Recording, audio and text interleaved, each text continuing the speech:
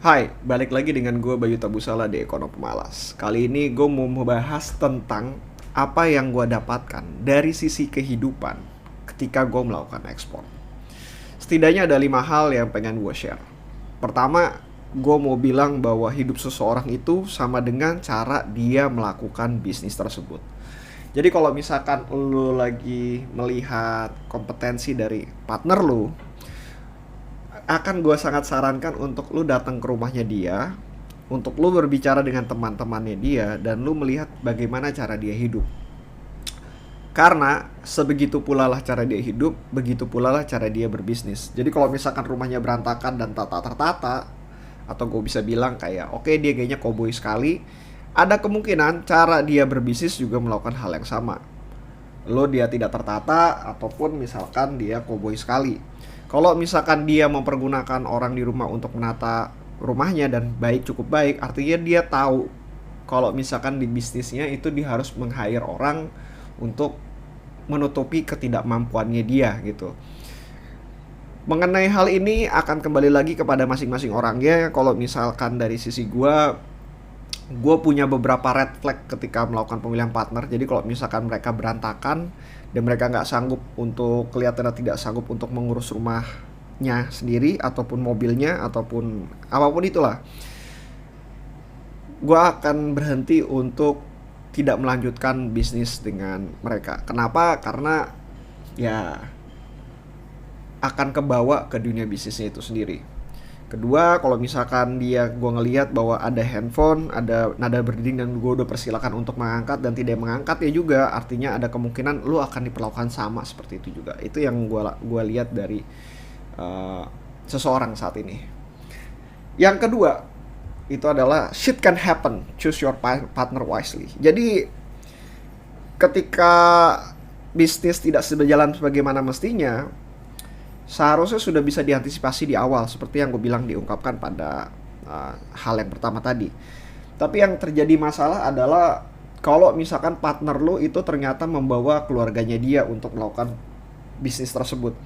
Gue bisa ngasih masukan bahwa kalau misalkan terjadi hal seperti ini, pastikan bahwa lo hanya dealing dengan satu orang saja. Jadi lo nggak harus dealing dengan 2 atau 3. Terlepas dia mau bantuin atau seperti apa, maksudnya orang dari partner lo itu mau bantu atau gimana, yang pasti lo hanya dealing dengan partner lo saja. Jadi jangan pernah dealing dengan orang lain. Yang ketiga, moral hazard itu tuh punya efek samping yang gue nggak suka. Jadi ada shit things happens yang gue benar-benar nggak suka dan gue rasain tuh nggak enak banget gitu. Kasus ini pernah terjadi sebelumnya ketika gua mengelola uang dari teman-teman gua. Jadi kalau misalnya ketika terjadi penurunan saham, gua ada pikiran kayak gua kayaknya harus mengembalikan modal tersebut.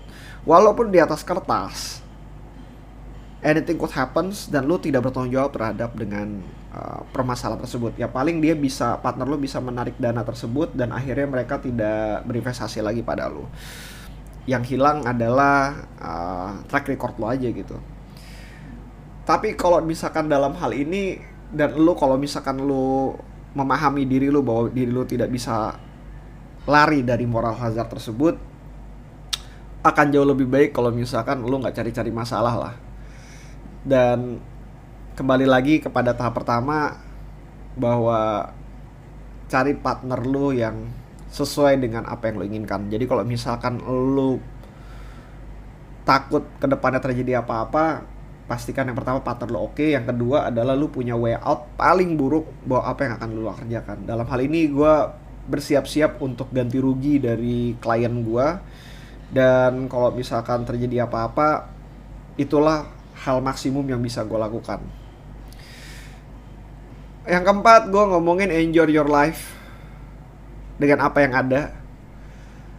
Karena kalau shit happens, good things could be also happens. Jadi gue ngerasa gini ya, jadi waktu itu gue nge-save uang gue cukup banyak dan gue ngerasa bahwa kayaknya enak deh buat spending uang tersebut untuk melakukan hal-hal yang gue inginkan gitu. Tapi gue ngerasa bahwa untuk spending tersebut gue punya tekanan batin lah istilahnya katanya. Kayaknya kok gue nggak terlalu harus untuk spending hal-hal untuk seperti inilah, nanti kalau misalkan terjadi apa dan segala macam bagaimana gitu. Sedangkan gue harus mempersiapkan segala sesuatunya. Dan ternyata hal terburuk itu datangnya bukan dari apa yang lu udah persiapkan.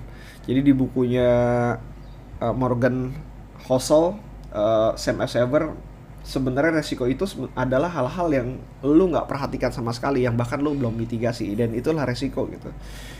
Dan gue ngerasa waktu itu gue datangnya dari sisi bisnis dan sisi keluarga, di mana uang gue habis cukup banyak untuk hal tersebut gitu.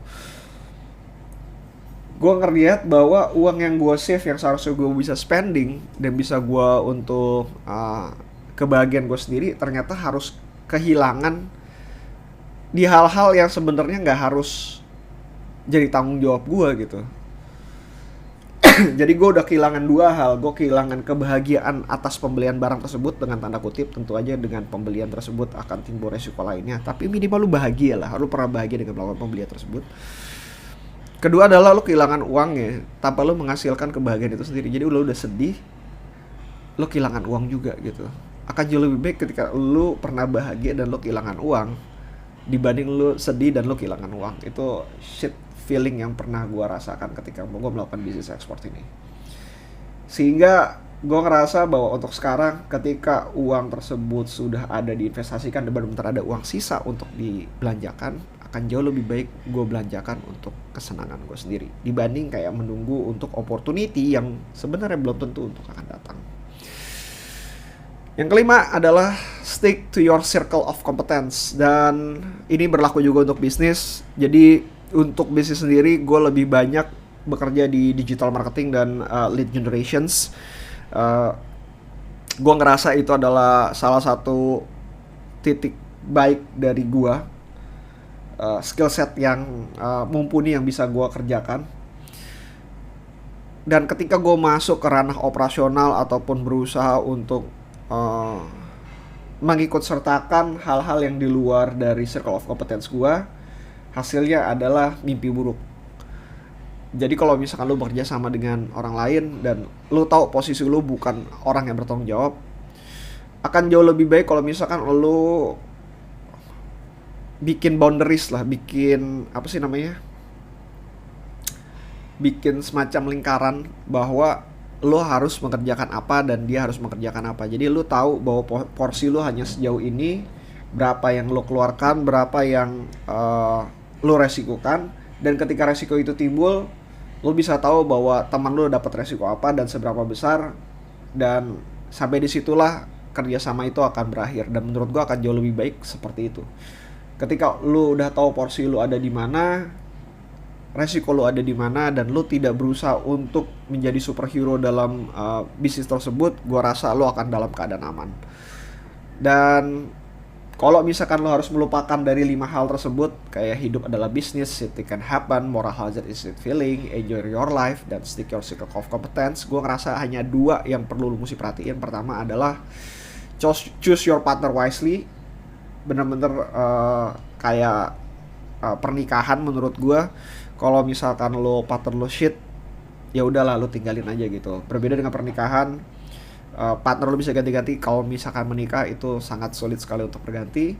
Yang kedua adalah stick to your circle of competence. Kalau lo tahu lo jago di mana, yang perlu lo lakukan adalah expand circle of competence lo dengan cara perlahan, tapi bukan berarti lo mengabaikan bahwa lo tahu circle of competence lo ada di mana. Sehingga ketika resiko itu terjadi, ketika hal terburuk terjadi, lo tahu bagaimana cara untuk mengamankan diri lo serta mengamankan pola pikir lo, sehingga lo bisa bahagia ketika dalam keadaan yang terburuk pun. So that's it buat dari gua. Kalau misalnya ada pertanyaan di @bayutabusala atau di @ekonompemalas. See you again next time. Bye.